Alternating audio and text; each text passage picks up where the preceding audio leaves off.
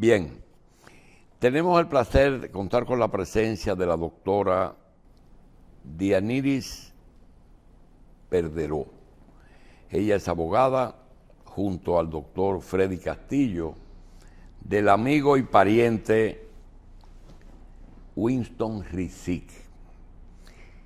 Digo pariente porque hay algunas variaciones en nuestros apellidos que fueron hechos por los primeros que llegaron, pero hay relación familiar entre los Rizic, los Rizek y los Rizk. Fueron actas redactadas por la libre interpretación del oficial civil en el momento. Personas que no conocían mucho el idioma y se lo declaraban a los jueces civiles como sonaba. Bien, la doctora es abogada del señor Winston Rizic. Winston Rizic es una persona acusada y condenada y que está cerca del cumplimiento de su pena, pero sus abogados y él insisten en que la población y la justicia, debe de ser edificada en razón de que hay algunas cosas por aclarar. También queremos diferenciar de otro proceso de una persona que está muy en los medios ahora mismo, que es una persona de apellido Rizic, de nombre Raúl, que por cierto es hermano de padre del señor Winston Rizic. Es decir, que Raúl Rizic, que se encuentra en un litigio conyugal en la empresa Mejía y Alcalá, es hermano de Winston Rizic, quien es el defendido de Dianiris Perderó. La vamos a dejar para que nos explique el por qué sus abogados entienden que un medio de comunicación debe de dejar claras algunas cosas, porque hasta ahora hay temas que están inconclusos. Dejamos a la doctora Dianiris que nos hagan su exposición. Doctora, gracias por estar aquí. Muchas gracias, buenos días a todos. Muchas gracias, señor Jacín, por la apertura de su programa para conversar este tema que tanto nos ocupa. Mire, el señor Rizic va a tener ya en septiembre de este año 10 años de prisión. El 3 de septiembre cumple 10 años guardando prisión. ¿Cuál ha sido la razón por la que el señor Rizic se encuentra guardando prisión? Bueno, al señor Rizic se le acusó en su momento de haber tenido en una finca de su propiedad en Monteplata la cantidad de 7.46 kilos de cocaína. Se le acusó de tener armas de fuego de alto calibre y de lavado de activos. A partir de esa acusación fue dejado bajo arresto cuando se entrega voluntariamente. Si el señor Rizic no fue perseguido, cuando él se entera por la televisión que supuestamente en su finca encontraron esto, él va y se entrega a la DNCD de manera voluntaria. Y siempre estableció desde el día 1 que él no tenía ninguna sustancia controlada en su propiedad y que aquello lo habían colocado allí. Bueno, como eso lo dicen todos los detenidos, todos los acusados, pues nadie le creyó, evidentemente. Así que el señor Rizic fue puesto bajo arresto, fue presentado a medida de coerción. En la medida de coerción, él continuó sosteniendo esto y cuando llegan los documentos que sustentaban esta solicitud, brillaba dentro de todos un certificado del INASIF que establecía que habían sido ocupados 10 paquetes, 2 de ellos que daban negativo a presencia de sustancia y 8 de ellos que pesaban 7.46 kilos, arrojando presencia de cocaína. Ante esa ambigüedad, porque presencia no es lo mismo que fuese cocaína, ante esa ambigüedad, se solicitó un nuevo peritaje. Ese nuevo peritaje fue ordenado por la juez que conoció la medida de coerción en su momento, pero no pudo realizarse. ¿Y a razón de que no pudo realizarse? Bueno, de que el INASIF emitió una certificación indicando que había incinerado la sustancia controlada. Estamos hablando que el señor Risit tenía 5 días preso cuando esto sucede. Cuando la ley determina que la sustancia controlada se incinera cuando interviene sentencia condenatoria. En este caso, en este único caso, de manera mágica, incineraron la droga a los 5 días. Y no se pudo realizar un nuevo peritaje. Es una cuestión que evidentemente llama poderosamente la atención, a nivel que ya en la Suprema Corte de Justicia, porque todos los demás tribunales en los que estuvo el proceso, que fueron muchos, hicieron caso omiso a esa alegación de la defensa, aun cuando es una alegación que va sustentada en un principio neurálgico del derecho penal, que es el principio de legalidad.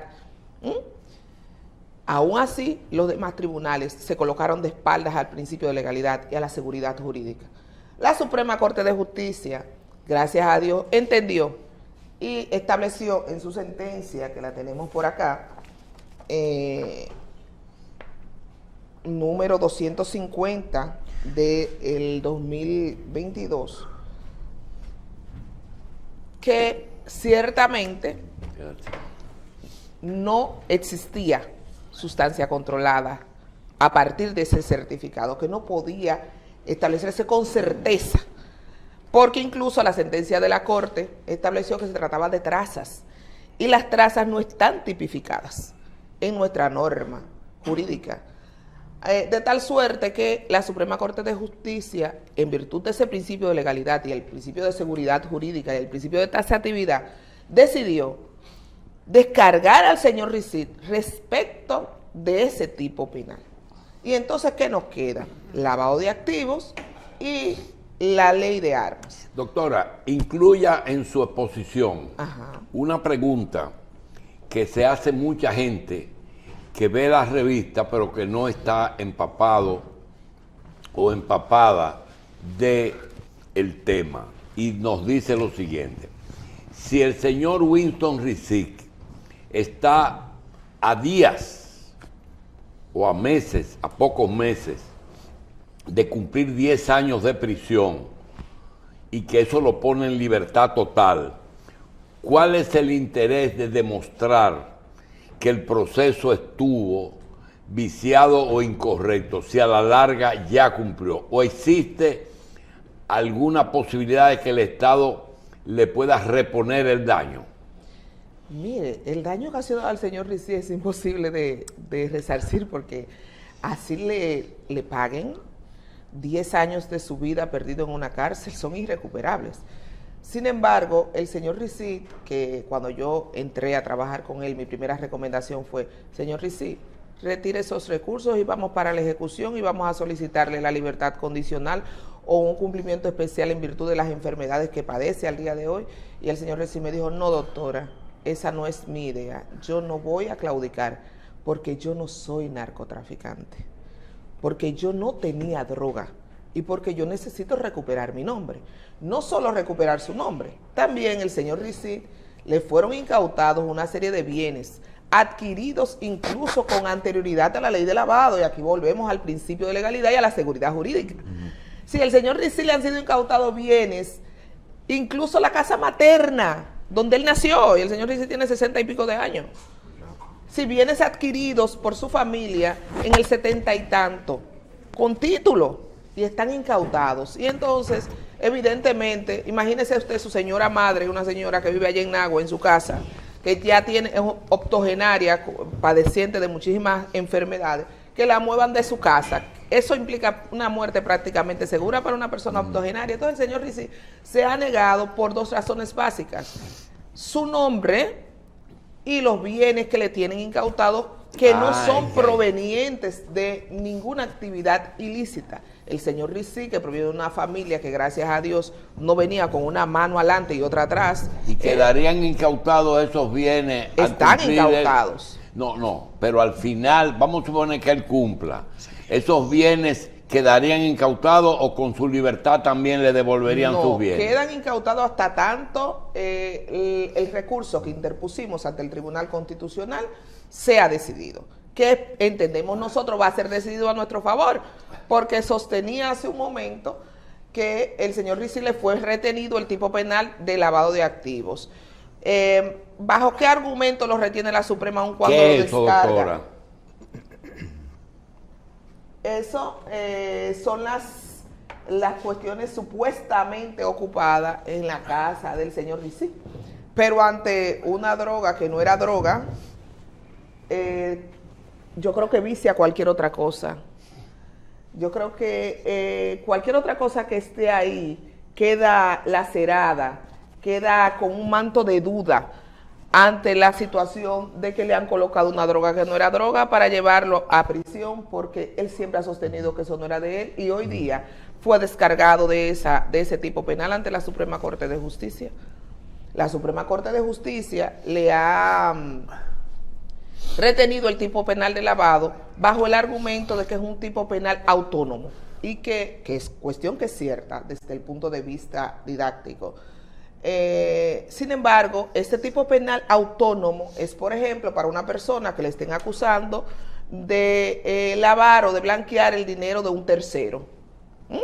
A mí me acusan de blanquear el dinero del doctor Freddy, que ya está aquí, ¿verdad que sí? Que se dedica a actividades ilícitas y gracias a Dios no es, pero póngase usted ese ejemplo. Entonces, puede retenerme lavado de activos. La versión que usted da nos deja, recuérdese que le estamos hablando de una audiencia que ni es una sala de donde hay jueces, ni la mayoría de las personas conoce el derecho.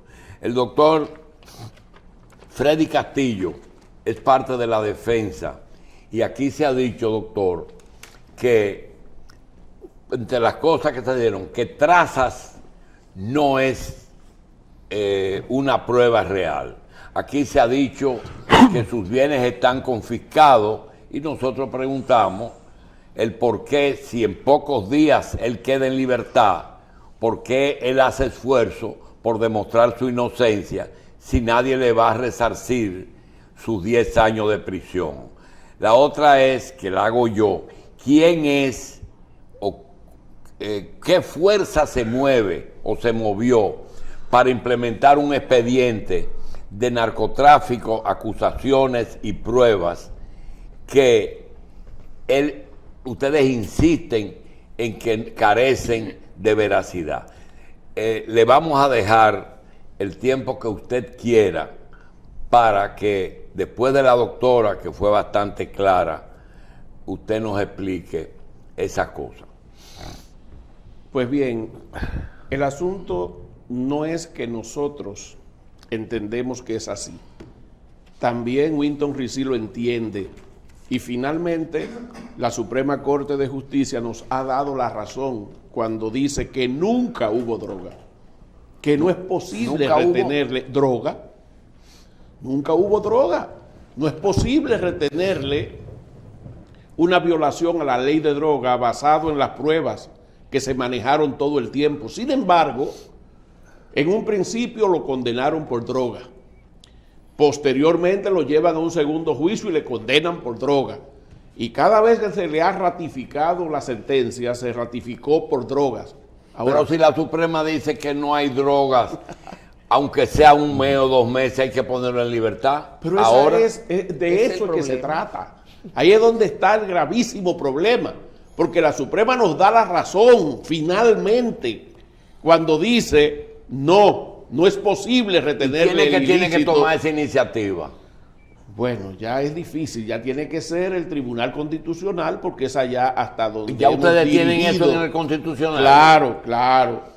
Lo que sucede, señor Julito, es que la Suprema, al tiempo que nos dio la razón, mantuvo la pena de 10 años en contra del señor Ricí, bajo el alegato de la existencia del lavado de activos, que era lo que establecía hace un momento.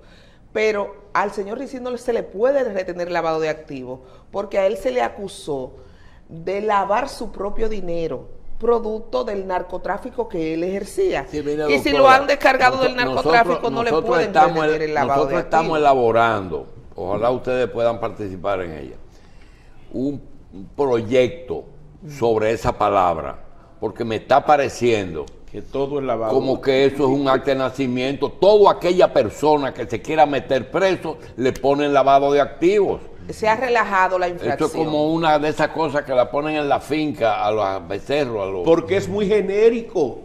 Porque resulta que acusar a cualquiera de lavado es fácil. Pero luego los jueces asumen que existe lavado sobre situaciones que no son posibles, que no se pueden demostrar. Entonces, ese tipo penal se ha convertido realmente en un gravísimo problema. Es una forma de retaliación. Es como un perro negro que usted tiene amarrado y se lo suelta al que usted quiera. a todo el mundo. Y esa es la situación. Sobre todo en un país como el nuestro, de una actividad comercial bastante informal, es decir, de mucha gente que trabaja que no reporta impuestos y este tipo de cosas. Entonces, eso facilita que el órgano acusador pueda relajar esa infracción, como lo está haciendo a partir de la modificación de la ley de lavado que entró en vigencia en el 2015. Porque anteriormente no era tan fácil, porque anteriormente era un poco más cerrado. Esa Sí, pero eso se ha abierto apertura ha venido a partir de la modificación de la ley 1015, que ha abierto un abanico bastante amplio y ha dicho que cualquier infracción que se le acuse a una persona con pena mayor de 3 años da lugar a que a usted se le pueda retener lavado de activos. Claro, el señor Rizy no entra dentro de esa categoría porque el señor Rizy, al tener un proceso de mucho más anterioridad, entra dentro del abanico 2014. de la ley 7202 y como la ley no es retroactiva, no aplica para el pasado, entonces el señor Rizy está bajo el abanico de la ley 7202. Y por eso es que podemos sostener que, por ejemplo, si les retuvieran la infracción de tráfico, de posesión de armas de fuego, conforme a lo que se vio en las imágenes, aún reteniéndole esa infracción, no pueden retenerle el lavado de activos, porque esa infracción, al momento en que ocurrieron los supuestos hechos, no daba inicio a un proceso por lavado de activos. No era un delito precedente. Ni tampoco el decomiso de bienes. Ni tampoco el decomiso de bienes era un delito precedente. Ni siquiera un delito precedente la evasión fiscal ¿comprenden? Entonces, a él se le acusó de haber lavado su dinero, que supuestamente él estaba lavando producto del narcotráfico que él ejercía, y si lo descargamos del narcotráfico que él ejercía porque no lo pudimos retener, entonces es imposible que él pueda retener el lavado de activos, porque a él no lo estaban acusando de lavar el dinero de un tercero. ¿En base a qué la Suprema Corte de Justicia decidió que había lavado? Porque se supone que el lavado está asociado a una infracción determinada. Ellos se apoyaron en una teoría jurídica que dice que el lavado se puede perseguir como un delito autónomo. Y es cierto, eso es posible. Ahora, lo que no es posible es que usted condene por lavado a una persona cuando en el relato fáctico y en la acusación se ha dicho que ese lavado es de bienes provenientes del narcotráfico. Y si luego usted decide que no existe violación a la ley de droga, entonces eso debió haberse caído también, porque usted tiene la obligación de explicar de dónde provienen esos bienes, porque para que haya lavado, esos bienes tienen que provenir de una actividad ilícita, y obviamente usted necesita conocer cuál es esa actividad que ha producido esos bienes, y resulta que eso no existe. Y en ninguna de las decisiones fue posible establecer eso. Esa es la situación. ¿Cómo llegan las autoridades a la finca del señor Rizy? Esa es una historia que yo se la puedo hacer porque la conozco a la perfección. A la finca del señor Rizy llegan las autoridades un día en que él no está ahí. Había estado 2 o 3 días con su familia, su mujer y sus hijos pequeños. Y efectivamente se había ido al otro día, el día anterior. Ellos llegan a la finca supuestamente, y es lo más extraño de todo, no llega la dirección de droga, no. Llega un funcionario de la Procuraduría que entonces tenía funciones de director de la Oficina de Lavado de Activos, que era el señor Miranda Villalona. Y este llega con un contingente militar enorme a llevar una cita, una citación. Eso se hizo el día 3 de septiembre y la supuesta citación era para que él compareciera por sus oficinas el día 12. Una vez allí, entonces realizan unos allanamientos y se producen, entre comillas, los hallazgos que ellos dicen. Digo entre comillas porque personas que estuvieron ahí presentes, trabajadores de la finca y otros que estaban haciendo otros trabajos ahí, dicen que no, que eso no fue así y que ellos llegaron con unos bultos que los sacaron por la parte de atrás y que después, como un mago que los saca del sombrero, los llamaron porque no dejaron que estuvieran ahí y los entraron de nuevo y les dijeron, miren lo que hallamos. Esa es la situación. Así se dio todo. ¿Y cuándo se cumple la sentencia? Esa sentencia, que es 10 años, debe cumplirse entonces el 3 o 4 de septiembre de este mismo año. Digo 3 o 4 porque, según recuerdo, creo que el día 4 es cuando finalmente Ricí comparece a la dirección de drogas y se hace esa rueda de prensa que ustedes ¿Cuáles tenían son allí. cuáles bienes le fueron incautados? Bueno, a Ricí se le incauta una finca que había en San Cristóbal, donde él tenía la traba de gallos, y que por cierto tiene una historia un tanto especial porque allí eso está en discusión con un hermano suyo que dice también ser el propietario, bueno, esa finca. También se le incauta la finca que él, entiendo, más valora porque era donde más esfuerzo ponía, donde más trabajo hacía. Usted podía llegar a cualquier hora y encontraba a Ricí con unas botas de goma hasta aquí arriba de la rodilla, embromando con los caballos, metido en la boñiga de vaca. Ahí usted lo encontraba permanentemente. Esa es la finca de Ana Santana. ¿Ubicada dónde? Ana Santana. ¿Ubicada dónde me refiero? En Monteplata. En Monteplata. Cuando usted llega a Monteplata, toma a la izquierda el camino de Boyá, ahí, como a 5 kilómetros de Monteplata aproximadamente. Esa finca, él tenía con ella ya muchos años trabajándola, no era cuestión de 2 días. Y le incautan una finca que está en Cacique, que no es suya, que es de su hermano Nelson Ricí. Y entonces, en una fisión jurídica de que supuestamente este señor Nelson estaba lavando propiedades que eran de Winton, entonces también se la llevan. Asimismo le incautan su casa de su mujer, de sus hijos, de su familia, que está aquí en la calle Atuey, en Santo Domingo. Nada lujoso ni nada del otro mundo, que recuerdo que los fiscales cuando fueron creían que iban a encontrar otras cosas y no fue así. Y le incautan una casa en Nagua, que es la casa de su mamá, la casa de toda la vida de la viejita. También le incautan una casita sencilla, normalita, que está en Los Minas y es donde vive una señora con quien él tiene 2 hijos. Eso es todos los bienes que le incautaron a Winton Ricí. Entonces, conforme a lo que ustedes nos están caballos. contando. Además de los animales, Que han muchos desaparecido. gallos, y donde a los 10 años, ¿dónde van a estar? Muchos caballos, muchas vacas, Caballo. muchos gallos, pero todos esos bienes, como es lógico en el tiempo, nada que ver.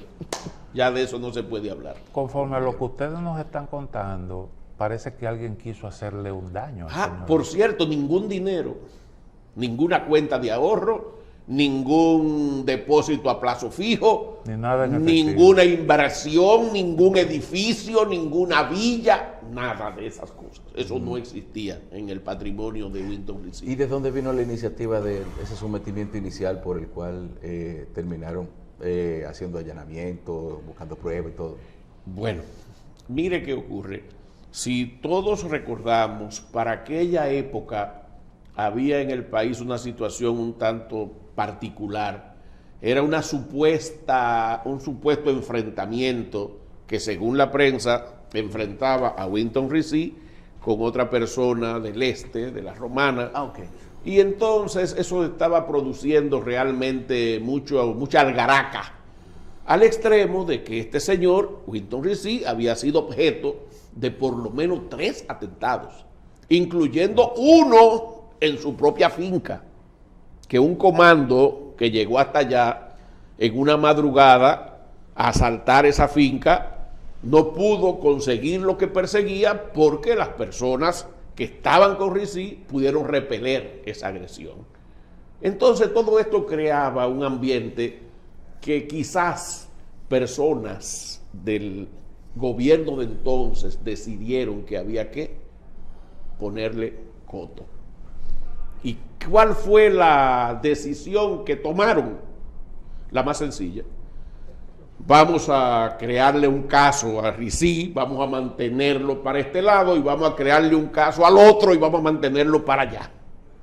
El problema es que el otro hace muchos años que disfruta y goza de absoluta libertad. En cambio, Winton Recy aún hoy sigue privado de libertad. Y han pasado los gobiernos, han pasado las autoridades y no ha sido posible. Y está muy claro que hay un designio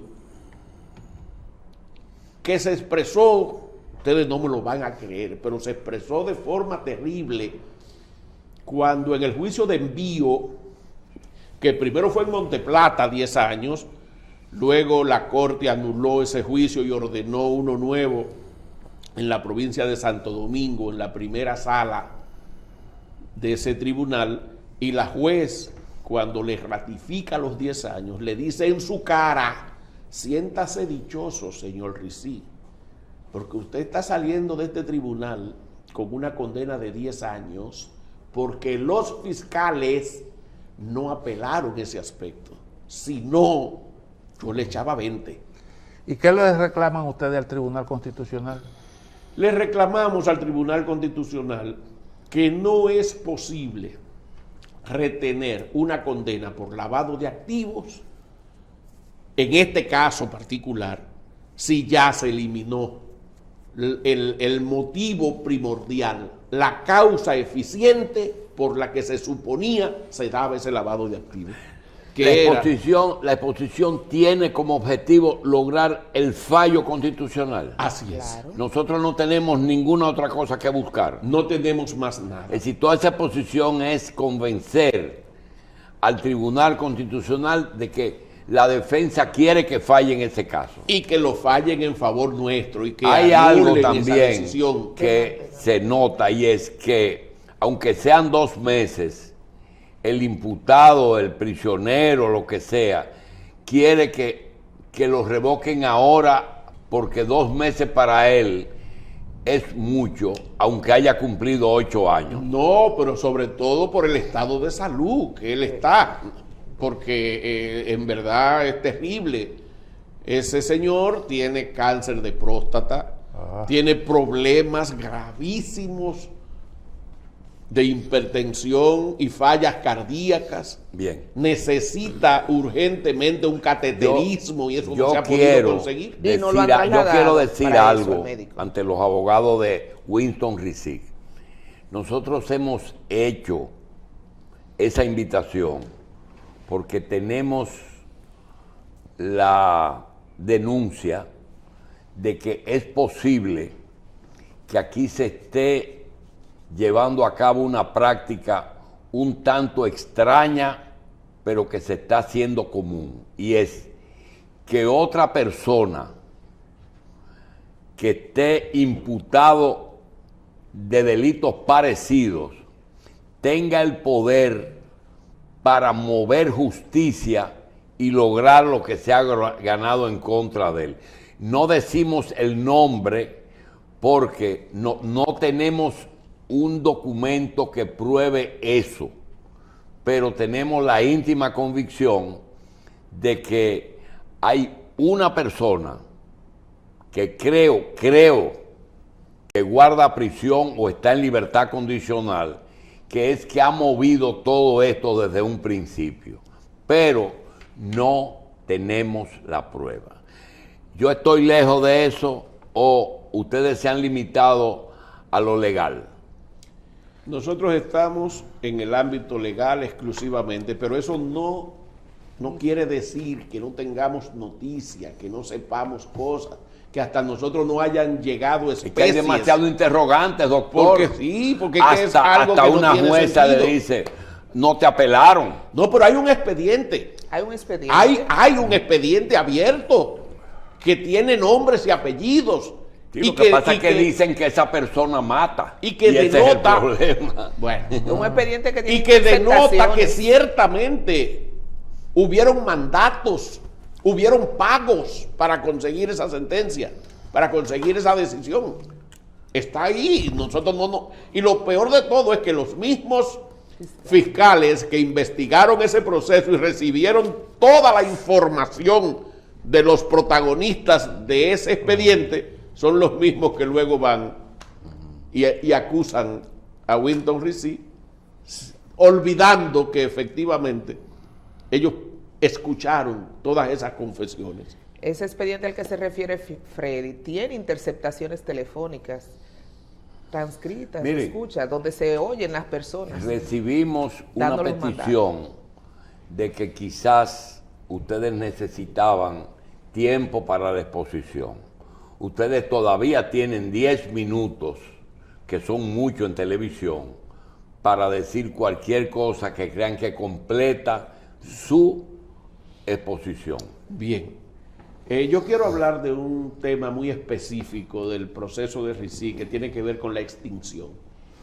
La extinción es una sanción que la ley acuerda en favor del imputado cuando ha transcurrido un tiempo excesivo en su proceso sin que intervenga una sentencia totalmente definitiva que termine el proceso.